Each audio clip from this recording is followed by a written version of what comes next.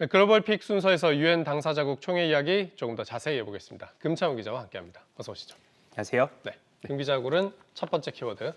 세상의 끝까지 1분이라고 했는데 이게 아마 개막식에서 나온 얘기라죠? 네, 그렇습니다. 현지 시간으로 어제 영국 글래스고에서 유엔 기후변화협약 당사자국 총회 COP26의 특별 정상회의가 열렸고 또 오늘까지 진행이 되는데요. 우리나라 문재인 대통령을 포함해 이번 회의에는 전 세계 130여 개국 정상이 참여했습니다. 이 행사 개막식에서 영국 보리스 존스 총리가 지구 종말 시계는 자정 1분 전이며 우리는 지금 행동할 필요가 있다고 밝혔습니다. 네, 종말까지 남은 시간 1분. 조금이라도 늘리려면 뭐 어떻게 해야 되는 겁니까? 네, 역시 아무래도 가장 중요한 건 탄소 배출량 감축입니다. 파리 기후협약 목표 달성을 위해 세계 각국들은 오는 2050년까지는 탄소 중립, 그러니까 탄소 배출량 제로를 달성하겠다고 했는데요. 그 중간 과정으로 각국 정상들은 이번 행사에서 2030년까지의 탄소 배출량 목표를 설정했습니다.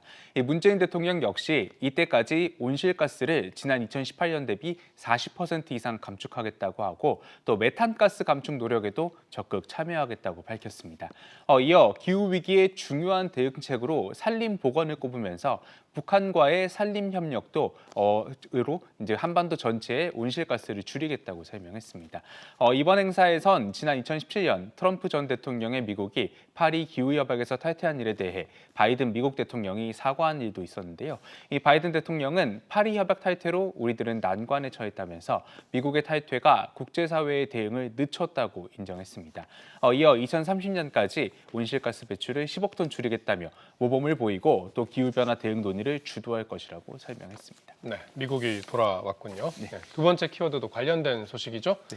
기후위기, 대학도 예외 아니야라고 했는데 대학들도 이 탄소 배출량 줄이는 데 동참을 해야 되지 않겠습니까? 네, 그렇습니다. 그리고 사실 지금까지 여러 대학에서 또 탄소 배출을 줄이기 위한 다양한 노력들을 하고 있습니다.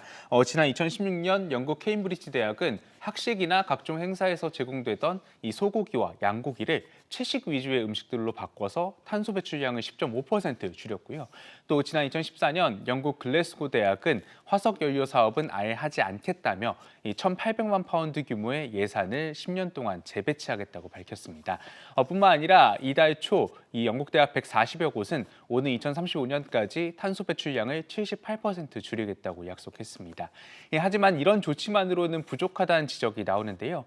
글로스터셔 대학 지속가능성학장 다니엘라 틸버리는 이 기후변화 관련 내용을 대학 교육과정에 적극 반영해야 한다고 설명했습니다.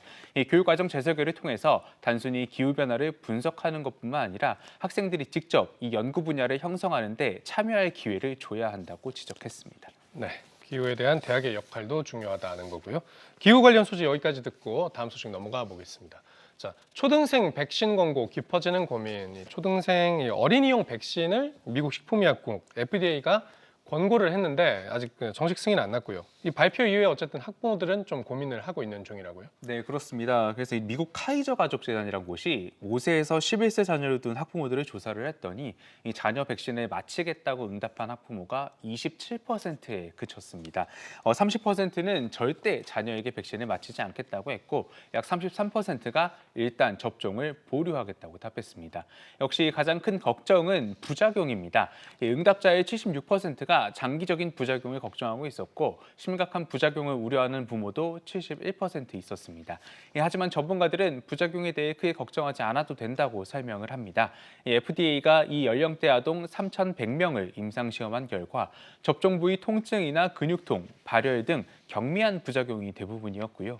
또 이마저도 대부분 이틀 이내에 증상들이 사라졌습니다. CNN과 인터뷰한 소아과 전문의 샤피로는 올 겨울 코로나19 환자가 급증하는 것을 막기 위해 어린이들도 빨리 예방접종을 맞을 필요가 있다고 조언을 했습니다. 네, 조만간 시행된 걸로 보이는 어린이용 백신 접종 추이가 과연 어떻게 될지 한번 계속 지켜봐야겠습니다. 금 기자 오늘 수고했습니다.